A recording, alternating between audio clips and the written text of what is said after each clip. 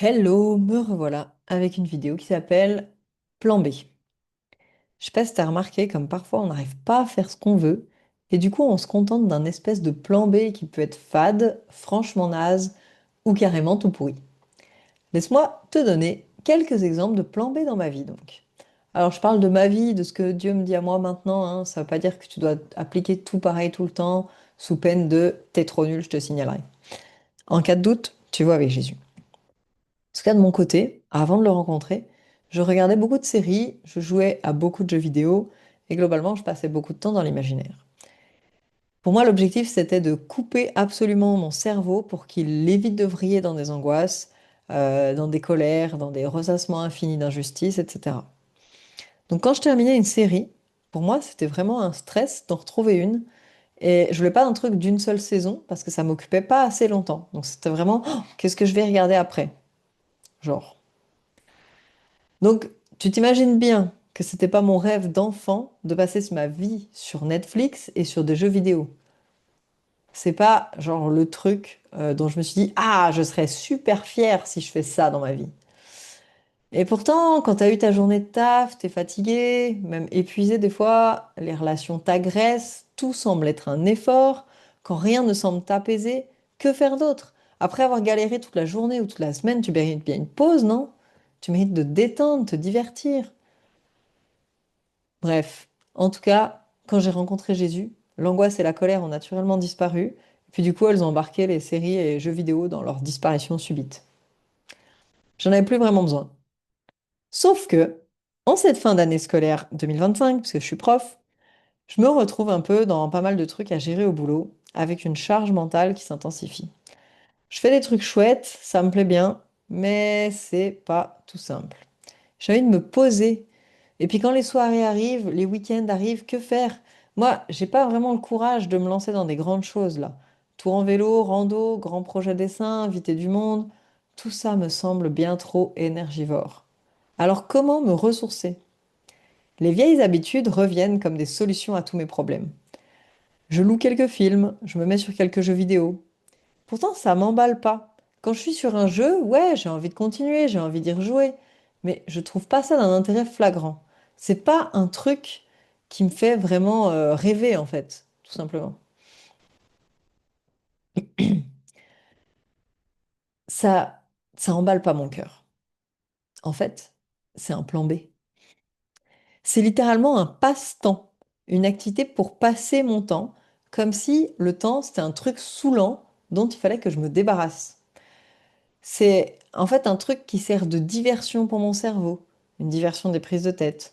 Quand on dit diversion, ça veut dire une fuite en fait, une fuite. Alors je demande à Jésus ce qu'il pense de tout ça, comment me ressourcer quand je suis à plat, et il me dit tout net de ne pas retomber dans mes vieilles habitudes. J'avais bien l'impression que c'était sa pensée, mais avant qu'il insiste, j'étais pas sûre d'avoir bien discerné sa voix.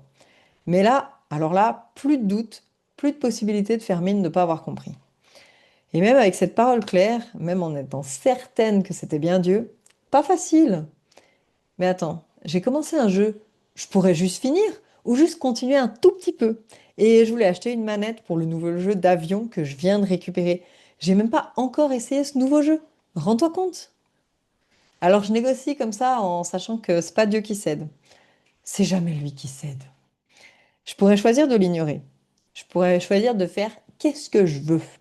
Ça s'écrit tout attaché. Qu'est-ce que je veux? Sauf que je sais très bien que c'est lui qui a raison et que s'il me dit non à un truc, c'est qu'il a trop, trop mieux pour moi. Je sais donc que je vais finir par virer tous les jeux vidéo de mon PC, jeux vidéo que je viens d'acheter et d'installer, genre. Mais j'ai besoin de temps pour accepter de le faire. Ah, ça pique. Et du coup, une fois que j'ai désinstallé tout ça, bah, je fais quoi au prochain Shabbat? Je me faisais une joie de me faire enfin un Shabbat geek, c'est-à-dire un Shabbat jeu vidéo, film, glandouille. J'en ai jamais fait. Alors, pour le Shabbat, si t'es pas familier avec le délire, je suis encore en apprentissage là-dessus, mais pour moi, c'est un jour de ressourcement où on bosse pas, on essaie de faire un truc un peu sympa, traditionnellement du vendredi soir au samedi soir, mais moi je le fais le dimanche parce que je suis souvent prise le samedi. Et le but, c'est pas d'appliquer une loi qui t'empêche de faire des trucs, c'est de t'autoriser à décrocher du boulot et de la pression du quotidien. Le but, c'est de faire comme une petite fête chaque semaine. de prendre un temps spécial pour plonger dans la joie et la paix du ciel. Tu vois l'idée? Ça, donc ça peut être plein de choses. Enfin bref. Donc, pas de film, ou peut-être très occasionnellement, pas de jeux vidéo, mais what? Je fais quoi avec une énergie proche des racines des pâquerettes? Le problème de ne plus avoir accès aux fuites faciles, c'est que tu te retrouves obligé de te sortir les doigts des poches et de faire preuve d'inventivité pour trouver un truc sympa à faire. Mais l'avantage de ne plus avoir accès aux fuites faciles, c'est que tu te retrouves obligé à te sortir les doigts des poches et de faire preuve d'inventivité pour te trouver un truc sympa à faire. Tu vois, le problème à l'avantage, c'est le même. Ah! Du coup, ce Shabbat-là, après une sieste bien méritée, je mets mon carnet à dessin dans mon sac, je prends mon vélo et je descends au Fier, c'est la rivière d'à côté, puis je me pose au bord de l'eau pour dessiner des bidules qui m'inspirent. Tu sais quoi, j'ai jamais pris le temps de dessiner la magnifique falaise d'en face, alors que ça fait 2 ans que j'habite là. C'est sûr qu'il faut un peu plus d'énergie de lancement pour ça que pour juste se poser devant un film ou un jeu. Mais par contre, ça me ressource vraiment. Je suis contente de ce que j'ai fait. Je suis heureuse d'avoir rassemblé mon courage pour le faire. Et c'est OK aussi d'avoir fait une sieste avant. Je n'ai pas passé le temps. Je l'ai utilisé. Le temps, c'est pas une espèce de truc collant et indésirable dont je dois me débarrasser. Même quand je suis fatiguée, le temps est un cadeau du ciel, quelque chose de précieux. Et le dieu de l'univers regarde ce qu'on fait avec les petites choses qu'il nous donne. Par exemple, un tardigrade, c'est le truc que j'ai dessiné là. Bon, il y a ma chaise, mais tu vois. Bon. C'est un micro-organisme, donc c'est vraiment une petite chose. Et donc, je disais, le dieu de l'univers regarde ce qu'on fait avec les petites choses qu'il nous donne, comme un tardigrade, pour voir s'il nous donne des grandes choses, comme par exemple une girafe, qui n'est pas un micro-organisme. Alors, avant de rougner, parce que j'ai pas assez le temps pour faire tout comme je veux, je vais être reconnaissante du temps que j'ai et ne pas le jeter par la fenêtre. Puis franchement, imagine le randonneur qui passe innocemment devant chez moi et bim, il se prend du temps dans la face, c'est abusé. C'est hors sujet, Natalia. Bref, attention, autre sujet, rien à voir. T'es prêt? Si t'es pas prêt, c'est pareil. Quand j'étais gamine, je rêvais d'un mari. On serait pas parfait, mais on formerait une équipe, une famille en fait, genre une famille. Un tout. Pas juste une coloc de 2 personnes, quelque chose de nouveau, quelque chose d'unique. On se compléterait, on se soutiendrait, on serait un. J'ai jamais réussi à vivre ce rêve avec un homme. Pourtant, j'ai essayé, avec un mec qui cochait toutes les cases de ma liste de critères, hein, attention. Alors, je me suis pas dit que mes critères n'étaient pas les bons ou qu'ils ne contenaient pas le plus important.